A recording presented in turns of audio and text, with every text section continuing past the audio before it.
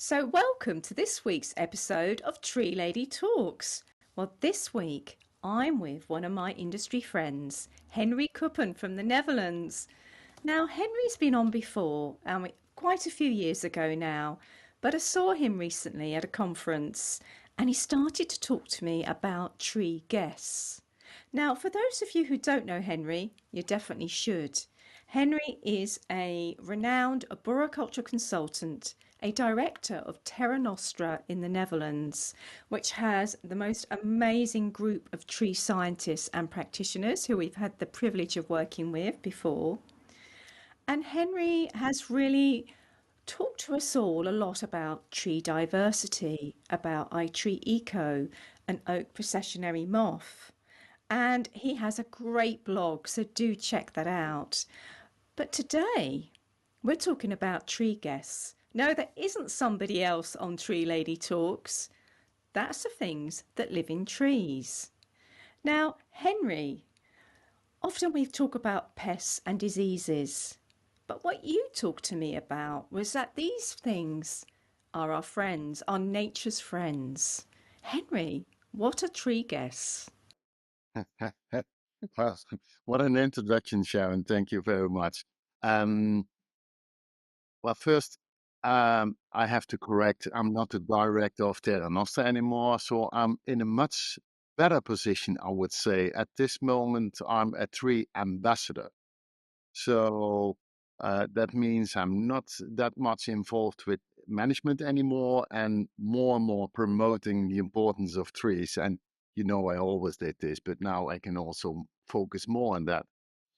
And coming back on tree guests, I'm working since 83, and now I'm getting old saying this in the ARP industry.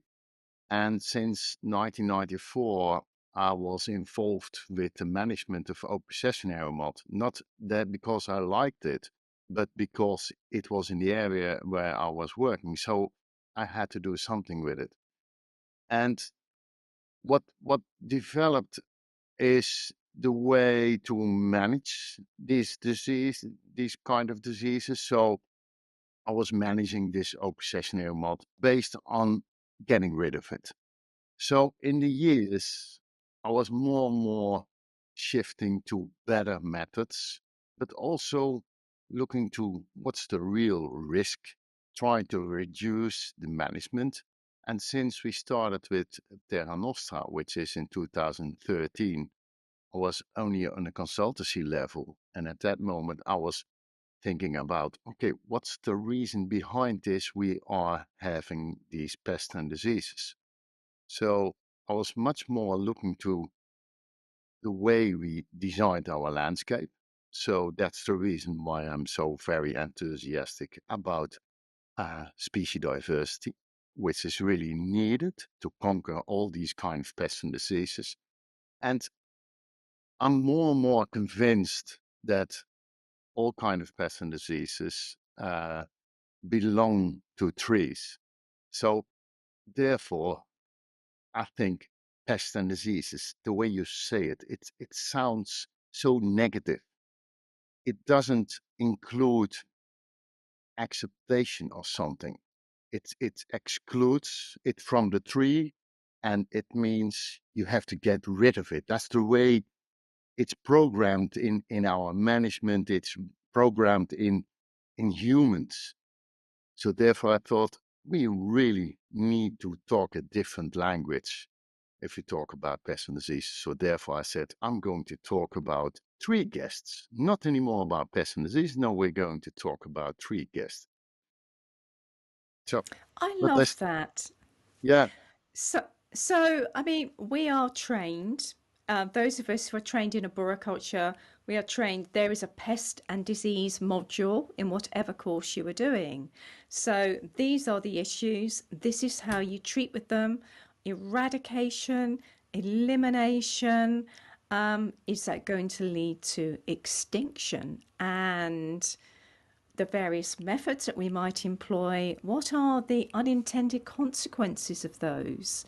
For example, they may be chemical, they may be biological. It's a far reaching thing. Before we drill down into the detail of individual tree guests, Hmm. what has been the reaction? Because I've not heard this phrase until we had a chat about a month ago. What has been the reaction amongst our community to this concept? Of course, you have to introduce this. You can't start with talking about three guests.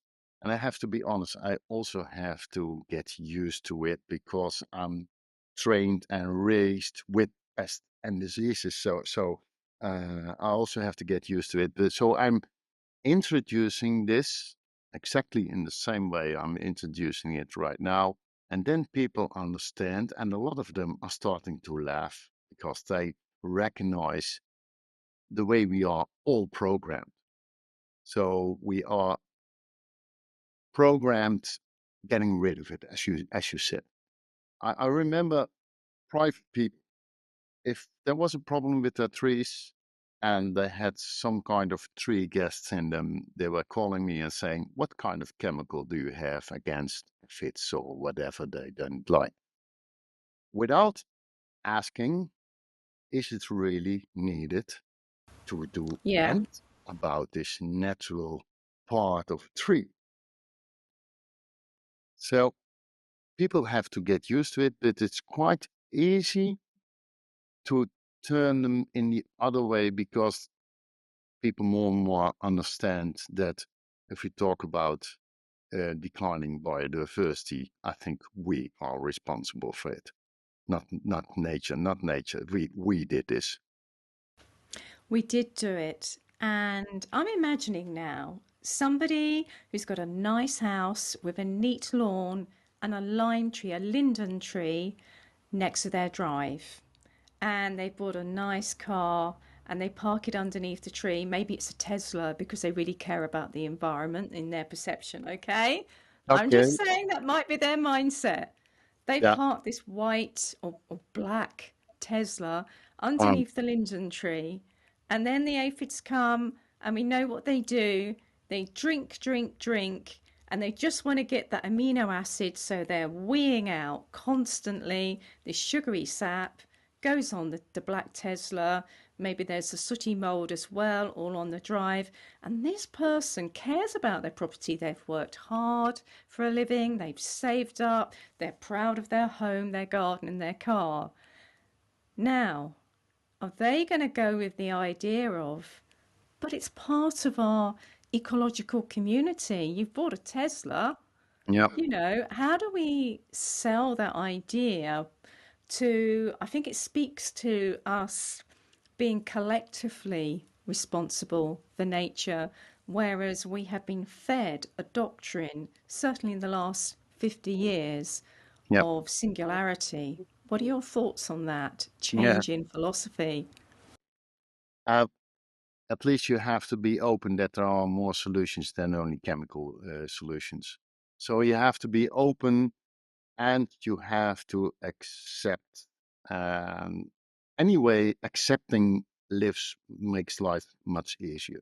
Anyway, so really, I would say sit on a chair and think by yourself and look to this tree and think by yourself. Okay, do I also see bees? Do you also see other insects in there? And is it really needed to have my car down there? Because those are really particular moments that these efforts are active, especially about 25 degrees. Maybe water hose will also help, but is it really needed to use chemicals or whatever? Maybe I can park my car somewhere else, or maybe I can make a roof above it. Do you really need to apply chemicals to get rid of these aphids? That that that's the question you have to ask yourself as an owner. And I think a lot of them, if they really think about this, can be convinced. Maybe some can't be convinced. Okay, I can't help those. But there are so many tree guests which belongs to tree and they don't do anything wrong. So I think it's a other way of looking to trees and tree guests, because we are typically programmed in getting rid of it without considering what's the reason, why do I get rid of it? So the example of a Tesla who is turning a white Tesla who is turning black because of honeydew. Okay, I understand that, but there is there's so much which is not bothering us, which is not bothering trees, who belong to trees. Why should you always try to get rid of it? It belongs to each other. I love that. And you think about aphids again, they are part of a food chain. And I think perhaps if people understood that the aphid sucking on the linden tree is eaten by ladybirds Yes, of course. Yeah, and many other insects, and also, there is a complex eco relationship. But often we are sold something because it's somebody's business to make a chemical to provide a solution to take out these creatures, and there is a real knock on effect on that. So that's an example of something which causes us no harm. But let's go back to oak processionary moth, which we yeah. know that the hairs are in you. Tell the listeners, because I had a wonderful message today just before I got on this podcast from a new listener to Tree Lady Talks who's just beginning in arboriculture. I won't embarrass that person by mentioning their name. Who says, people say, thank you, this is helping me. So, for Okay, those who are new, tell us about oak processionary moth. okay. This is really one of my topics, as I started with this insect in '94. And it brought me to London to talk about oppositionary moth. If you talk about oppositionary moth, Sharon, promise me as soon you think this is enough about oppositionary moth, stop me. Yeah, for days about this insect. Um, it's it's an amazing, interesting creature. And going back to the years of '94, I was not a real insect lover.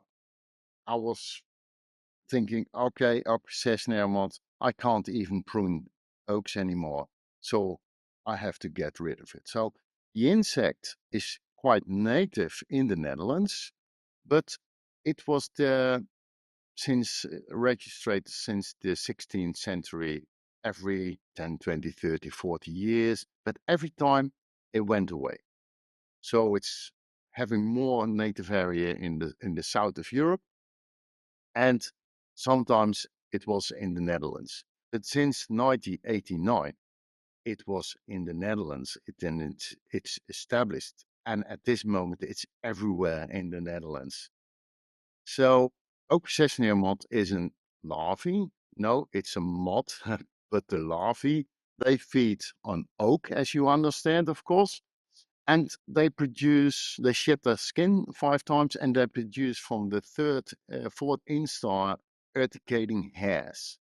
And these are filled with the toxin, talmetoporine, and that's released as soon these urticating hairs enter your skin. And they are very, very small. They are 5 micron in diameter, about 150 micron in length, and they've got barbs, which means they enter your skin and you scratch, they break, and the talmetoporine is released. And at that moment, about 96% of the population is reacting with a rash, and sometimes I have to be careful with this. People get an anaphylactic shock. That's quite serious. Wow. So it's quite been seen as a serious insect related to human health. For trees, it's not that big problem. At this moment, I still can't show you one tree dying of obsession mode, because it's sometimes they defoliate them. Yes, of course, it's having influence on the condition of that tree, but the main effect is really human health. And now it's interesting if you talk about human health and if you talk about anaphylactic shocks. Okay, I still try to call this tree guests. This is tree guest, Okay. even native in our country. So it belongs to trees. And we recognized that there are about 19 bird species eating this insect and about 17 or 18 other insects who predate on the larvae or the moths of Processionary moth. That means they are also part of a cycle of all kind of other tree guests who live in oaks. So it means if you take this away, yes, of course, the other will survive, but do you really take them always away? So eradication, that was really the first approach of the UK, of course, because they said we want to get rid of it. And that's a typical situation because it's not native in the UK, of course, but it's in the Netherlands. We're trying more and more to say, okay, please quantify the risk where it's really needed. And at the other hand, try to accept where it's possible. So the funny thing is, this insect learned me so much about management of all kind of pest and diseases. Because if you have some kind of approach of managing all kind of pests and diseases, then you know this is working if it's a more overview approach. So not a chemical approach, but the approach, okay, how do I quantify the risk? How do I um, check what the volume is of the effects of this insect, or what are kind of tree guests it is. Okay, now we have to stop. This is getting. I'm not getting. And I'm looking for better words. Sharon, Okay, I so really what have you're to. saying there, yeah, Henry, I can hear you clicking your pen. Would you Good. mind? Yep. Yep. Yeah, Sorry. thank you. So Yep. sorry, that's okay because we'll just edit this bit out. So I want to talk about the detail here because I'm a detail person. Yeah. Where, if we're in a park in Eindhoven and we're walking through the park and I'm pushing my grandson in a pram because I'm now a grandma, as everybody knows, Okay. and he's doing Uh, really well, everybody. Baby Charlie, really, really super cute. Imagine I'm pushing baby Charlie underneath an oak tree with processionary oak moth, maybe 4 meters up on a trunk. What are yep. the risks of those hairs from the install stage being shed and falling down on his face? Yep. Yep. Well, absolutely. This is it's a nice situation what you describe because this is really what's happening outside. It's depending on the moment in the year, of course. So let's say this is the worst moment in the year. This is the moment when they have the maximum amount of shedding their skin. So they are in sixth larval stage, and the wind is in your direction.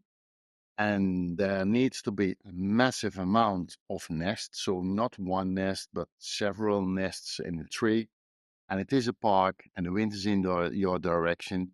Then it's quite possible for a couple of weeks in a year that these hairs are getting on the skin of this baby. And as long as the child is not touching, of course, his skin, then it's not so bad. But as soon as starting to touch himself or it's getting on the clothes, then it can give a kind of rash.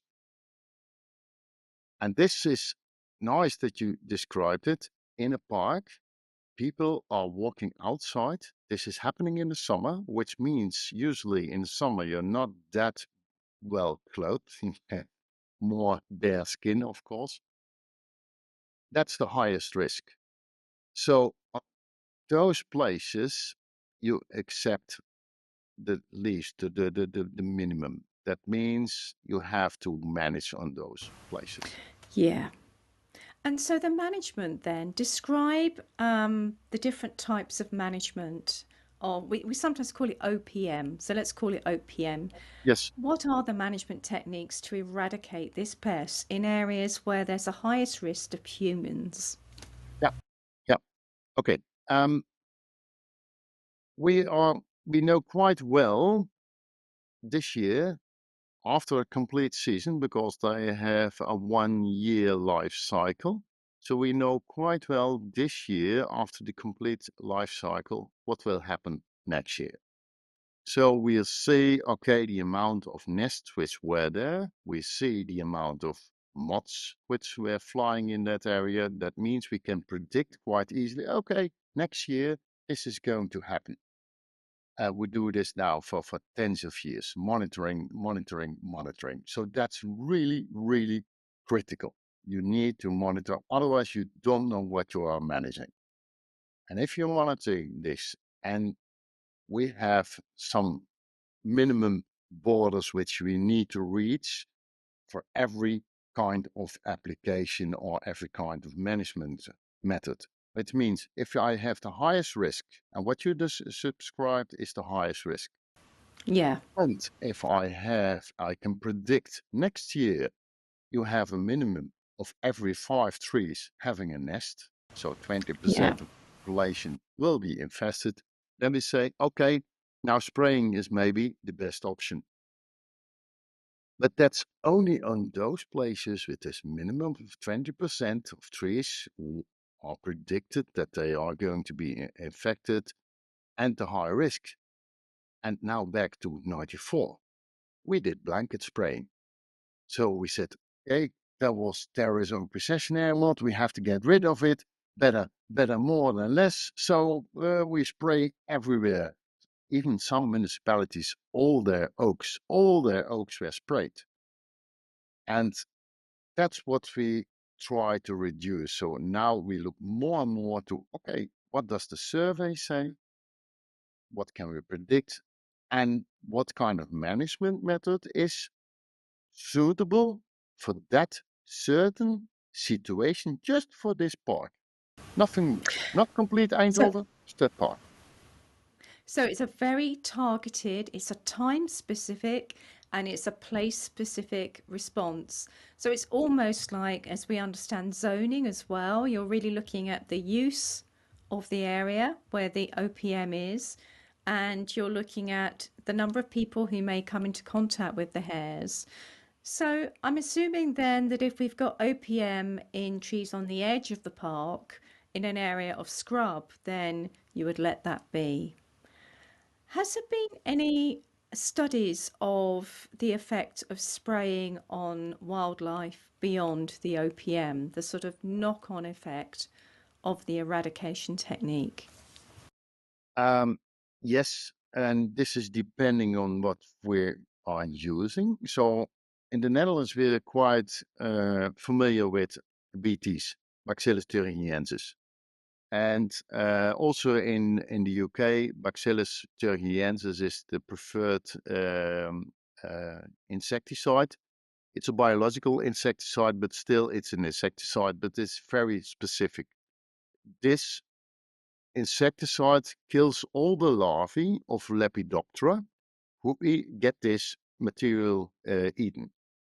That means if you are not a larvae, it doesn't harm you as an insect. So it's very, very specific. And I don't like to make it better than it is Yeah, because it's still an insecticide. But if we yeah. go back to 2006, 7, 9, I would say, in the UK situation, deltametrin was being used. And deltametrin is a chemical which is effective on all insects who shed their skin. And those are really a lot, and especially in oaks. Oh, yeah. Insects live in oak. So deltametrin is really a bad method, and I'm so happy that now BT is also being used in the UK, of course, on oak processionary. Wow. So the effect, Sharon, is really depending on the insecticides you're using. Yep. Yeah. So BT is better than Delta, and it really should be a targeted and specific response. I wonder if you know, or if anyone knows, if there's been any legal action from an individual who has walked through a public open space where the municipality has or hasn't been managing OPM and they've now got a terrible rash or had anaphylactic shock. I mean, I wonder if anyone's died of OPM. I wonder if there's any legal repercussions of this that might be driving policy. Um, of course, I'm not aware of all legal situations in the UK, but we are getting more and more claim society was claiming and blaming people. Yes. Um, if I look to the Dutch situation, then the judge will say, okay, what's common to do? And judges also understand you cannot eliminate an insect. Yeah. So it's impossible. And you can't ask it from the tree officer to eliminate an insect. So they look to standards. And especially in the Netherlands, we've got a really thick standard, and it's renewed 2 years ago. And in this renewing, we were introducing more and more using natural predators to stimulate new natural predators and not using that amount of insecticide. So you see, if that's the standard and it's been accepted and municipalities manage it in that way, then a judge will say, okay, if this is the quite usual in the Netherlands, then they will accept that sometimes there's getting some nuisance. Um, Anaphylactic shock, of course, is something worse and it's not happening a lot. But you know those people who are very sensitive, and municipalities Mm. more strict on those places where they know these people are living. So Oh, that's interesting. So they look at the health data to inform the management plan, perhaps? Or is that too deep?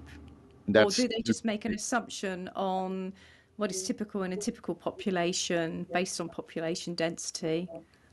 I think it starts with population density and the amount of Yeah. people who are entering an area. And if those Yes. people, because we had a situation in the Netherlands, people who can't live in their own house anymore, who can't have sit outside in their garden because they were very, very, very sensitive for this. And on those areas, of course, as a municipality, you are more strict. Then you say, okay, we're spraying maybe with 10% predicted infestation, infected trees. So this is something you can do very very easily, and this is not public information. This is information prior from private people, and you know in some streets, okay, I have to be more careful in this street, but in a forest, in alleys where just farmland is, please accept, and don't start spraying. Well, it's like that, isn't it, with the risk to tree risk management? So, again, I was thinking back today for my very early career when I was 21, which was over a quarter of a century ago. And I was a young tree officer and I was very, very keen and excited. I was very ignorant and Yeah. I wanted to tick all the right boxes, which is like a really dangerous combination. And I was asked by a parish council to make a tree preservation order to give this tree legal protection in a village. And I got there and I thought, I'm so embarrassed about this, Henry, but this is just the truth. So in the Okay. late 80s, and I thought, what is this big, fat, old, ugly tree?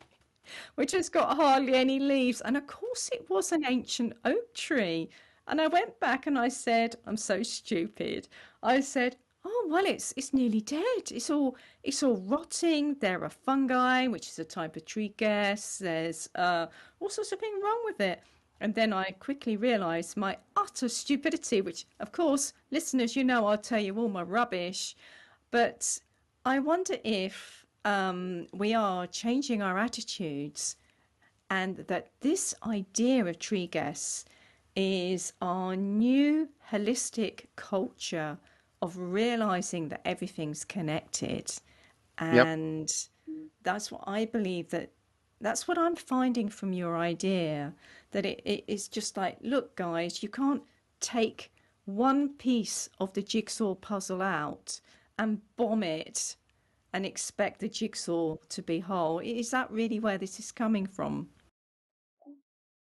Yes, everything is connected, and especially all these things which are native, they they belong Yes. to our nature, and of course we have these invasive, uh, all kind of tree guests, and that's another story.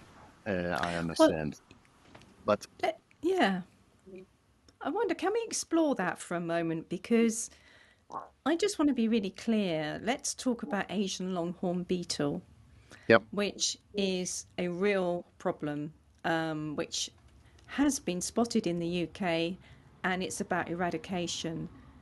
Are you making a distinction between those tree guests which are native and part of the ecology of the area compared to something that arrives new and and has no natural predators and causes devastation?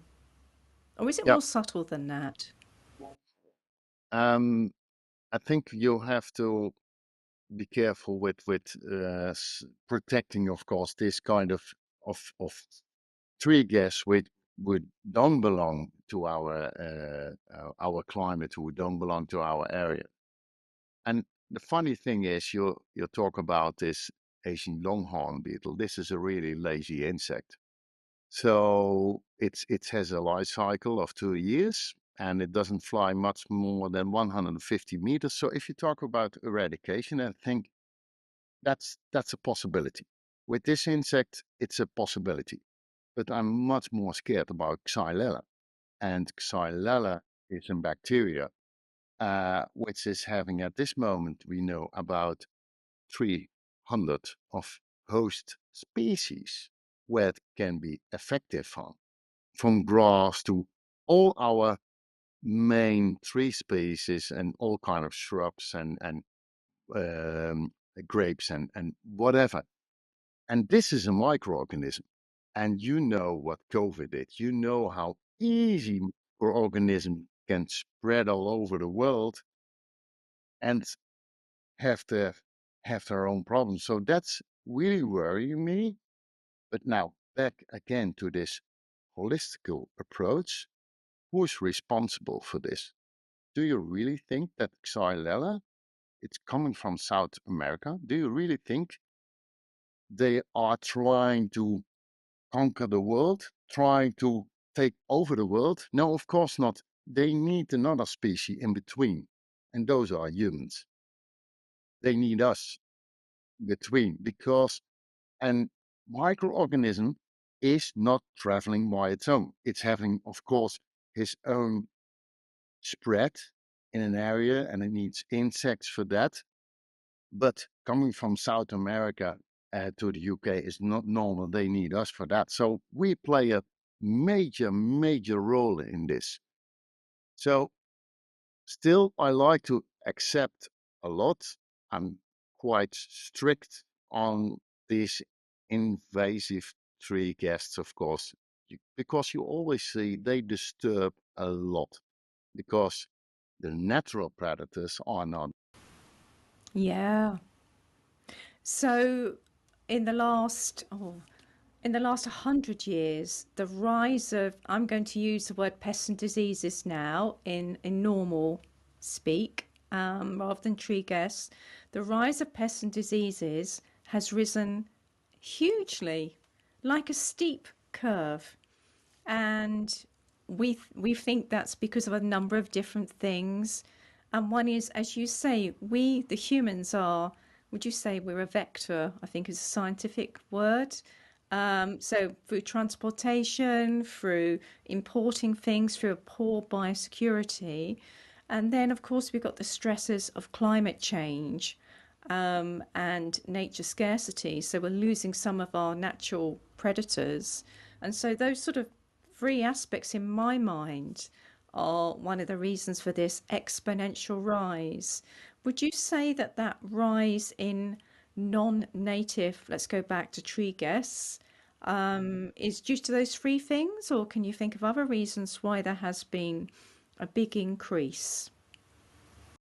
Um, well, of course, the way we travel is is responsible for this, but very much the trade we do is also responsible for this. So, uh, the boxwood moth, I'm sure you know this one.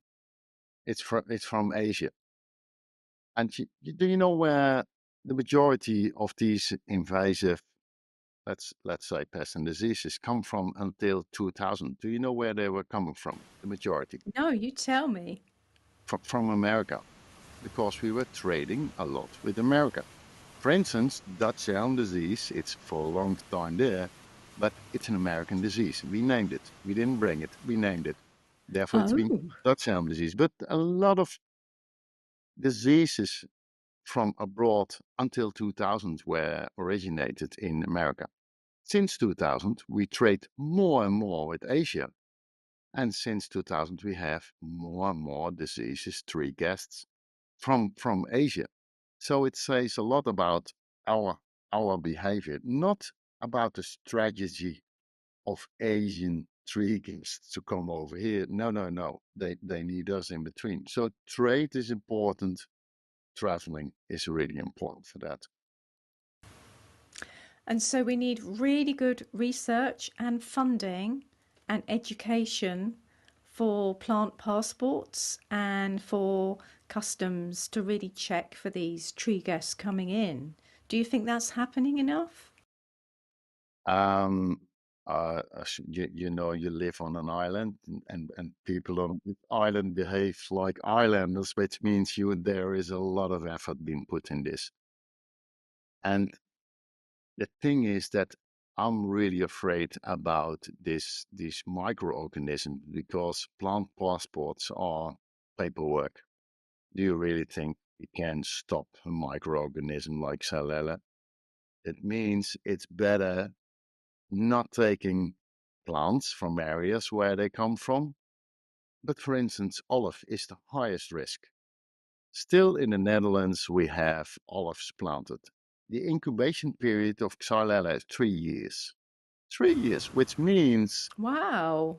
olive is coming over. Maybe it's having the perfect paperwork. Yes, of course, I'm sure paper is perfect. It's been planted over here. And who is going to say that Xylella is not already in it? If it's in there and it comes out after 3 years, then we have a huge problem. So we have 3 interceptions right now, but I'm really waiting for the outbreak. And I'm sure this is going to happen because we still trade, we still take the highest sensitive species, like for instance olives, and olives don't belong to the Netherlands. Really, they don't belong here. But for some crazy reason, we think, okay, we need olives. Stop doing that. Okay, for those who don't know, could you describe the impact and the symptoms of Xylella, please? Well, of course, it's not an outbreak at this moment in our climate zone, so we don't know exactly what kind of species are going to be susceptible. Some trees die, so olives are very, very sensitive. And in the south of Italy, really a lot of old, ancient olives were dying because of this Xylella. Same with grapes; it's also they are very sensitive for it. Also, amandel, Prunus dulcis, is also very, Mm-hmm. very sensitive. Yes. And then Almonds. almonds, yes. And then there are about, as I said, 300 species, varying from brown um, edged leaf until branches would die back. It's a bacteria which is coming into the vessels of a tree, and it blocks the vessels. So it looks like they're not getting water. It's quite a bit Okay. like Dutch elm disease. But we don't know the effects on all kind of different species. But I would say don't try it. I would not throw No, no. I mean, is there any treatment? minus 18 degrees. Oh, okay. So the bacteria is being killed by minus 18 degrees. Um, in especially in Italy, the European Union is really working hard on all kind of treatments. But if you talk about treatments, uh, then you have already this disease. So it's much better to prevent not getting it in. But there is a lot of work effort been put in this Xylella in European Union, because we see this in the European Union as really highest priority of problems. Interesting. And yet there's a sort of tension, isn't there, between climate change, we're going to get hotter, we're going to have more extreme weather events. We already see that. And, so sorry for those in Florida who may be listening, and I'm desperately sorry for you with what's happened recently. So we are looking to plant a wider species diversity, and you're a great advocate for species diversity. So until our nurseries and our own countries are growing from seed or from cuttings, wider species diversity, will there be, I think it's happening now, a period in history where we're importing more trees because they're fashionable, like olives are very, very fashionable right now, because we want to be seen to be planting more of a Mediterranean treescape for those of us who live in Northern Europe, like we do. So we're at a stage of high risk, or should we just say, no, we're just going to plant our native species and see if they survive climate change? Do you think there's a sort of tension there? What are your Oh, thoughts on that? okay, okay. Um, um, this is really interesting discussion about native species and non-native species. Um, your situation is that you have so many tree species which can grow in the United Kingdom. Our nurseries sell in the Netherlands 1,500 species. So we've got more than enough species. I like to have native species if we talk about rural area, because climate is there the most natural. If you go to city areas, please go ahead with all these species we already have. I don't think we really need a lot of olives because we have more than enough species we can choose on. On the other hand, the work of Henrik Schumann, of course, is interesting because he is also looking to where do species naturally grow. So at beach, for instance, we really struggle beaches. But a beach, if we get seed from Italy, from areas where beech is growing in dry areas, maybe that beech will survive our climate. So I better go to Italy to get beeches from the seedlings over there instead of taking their olives. So that's really interesting of the research of Henrik Sherman, who is looking to Yes.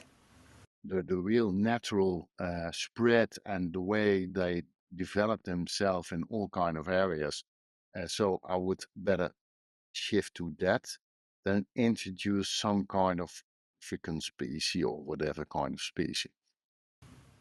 I love that. And his latest book with Arit Anderson, I've just bought that actually. I haven't read it yet. And I'd love them to come on the show. So I'm going to try and reach out to them. But Okay, good. the research that they've done, and it's been Henrik's sort of life's work for a Yep. while now, is just looking at the origin.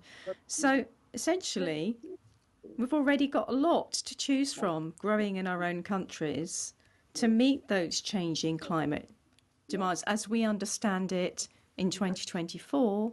Of course, we're still going to keep learning all the time, so that should limit the spread of that. So, I really like the distinction you're making between invasive, non native, and our native tree guests. I think that's really helpful because another example that doesn't hurt humans, in fact, apparently they're quite tasty, although I haven't gone there myself, are grey squirrels in the UK. So there are many polarizing views about aren't they cute and cuddly? Let's go to the park and feed them some nuts. To they are tree rats. To they are causing serious harm to forestry.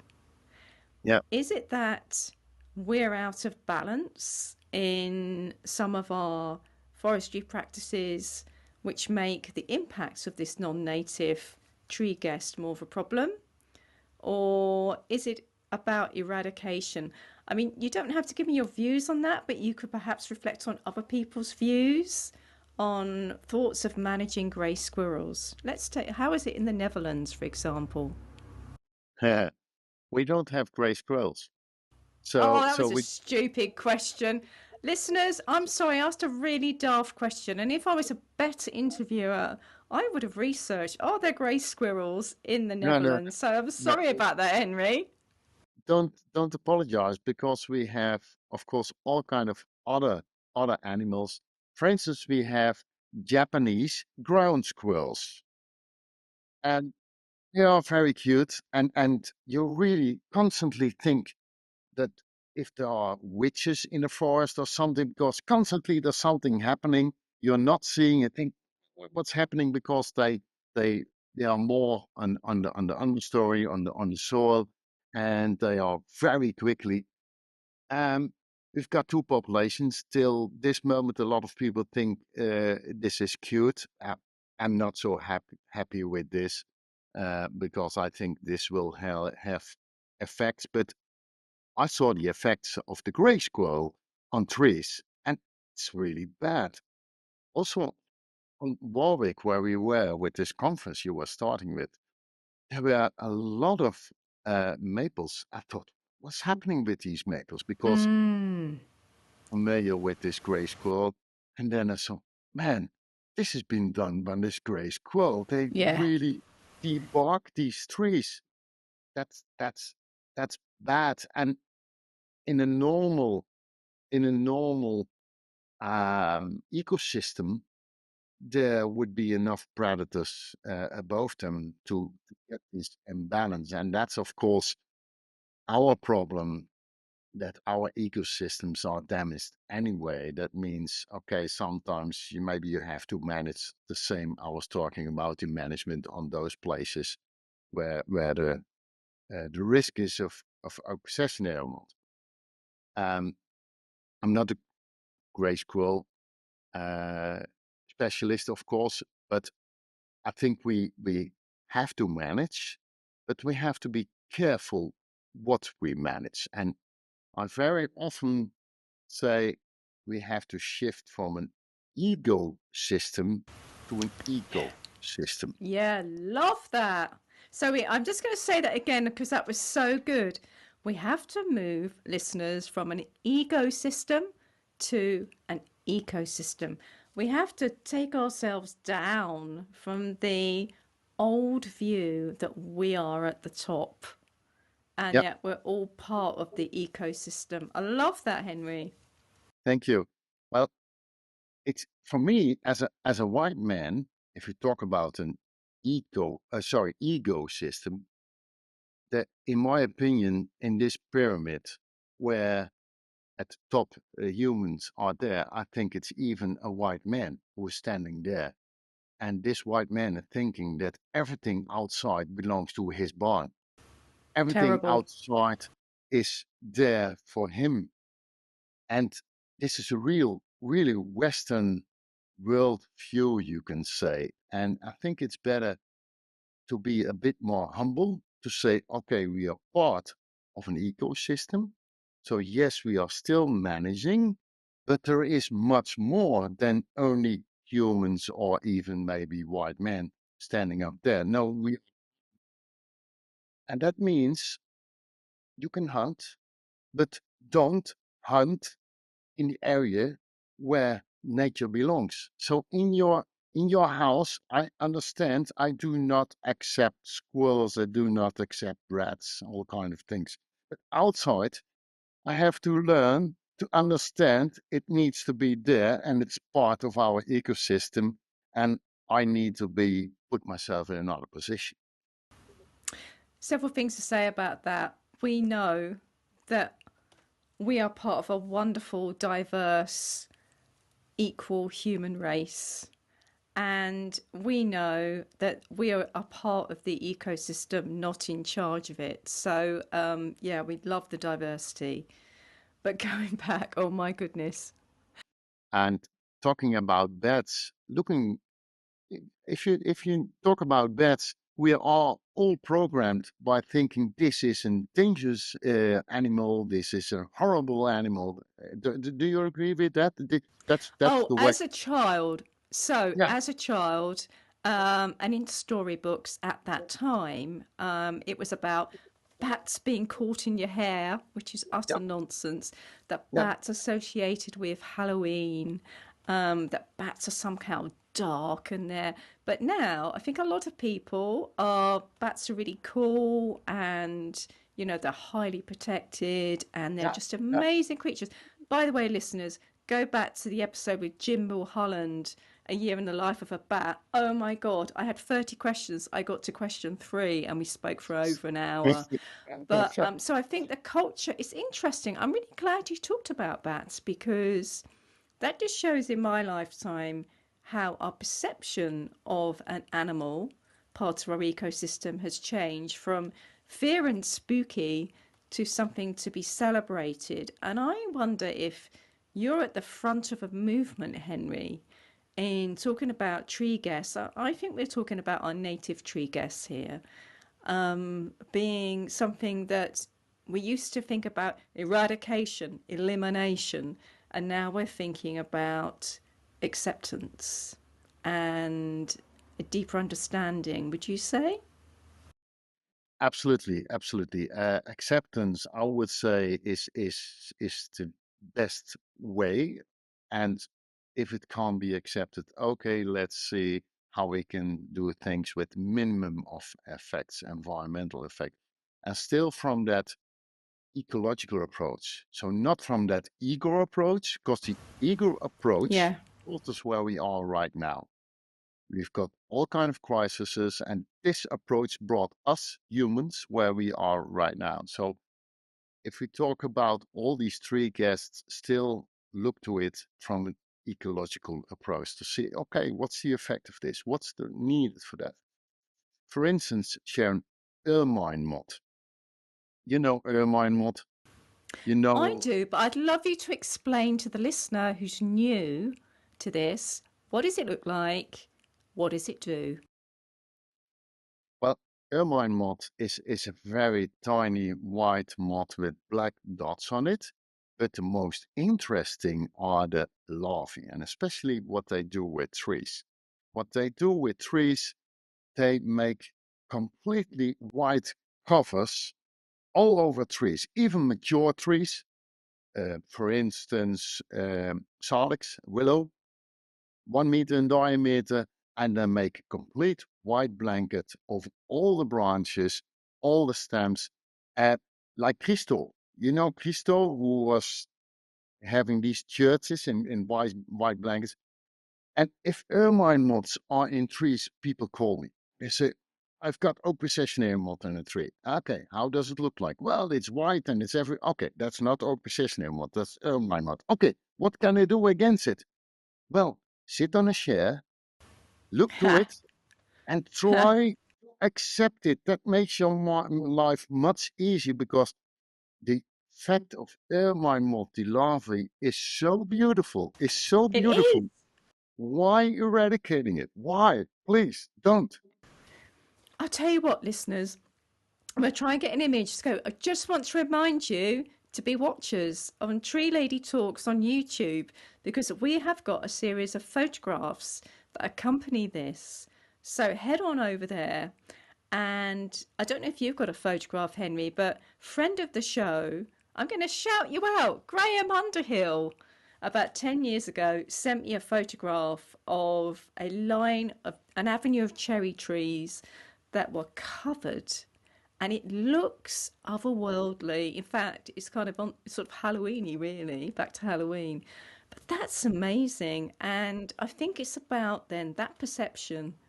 This is a natural phenomenon and it's kind of beautiful and special. And isn't it a cue to stop and think about the diversity of nature and how it can change our landscape and maybe change our minds? Yep, absolutely. I've got great pictures, so I will send it to you so you can spread it by this blog. It's really, really great. Ermine wood is so impressive, beautiful. And and maybe this is the thing I learned in all these years by managing all kind of insects, uh, is that I was getting more and more respect. The more I learned about them, the more respect I was getting for them because I was learning about their life cycle. I was learning about how they develop themselves, how they make populations big, how they come back after a dip, and so I was getting more and more respect for all kind of tree guests. And if you really look close and you understand how things are working, for instance, all kind of fungi, how beautiful are they? How beautiful are they? So I think it makes your life much, much broader, much, much richer if you try to accept these things instead of managing and constantly getting rid of it. I love that. So it's about understanding. People talk about travel broadening the mind. Go and experience new cultures, go to new places.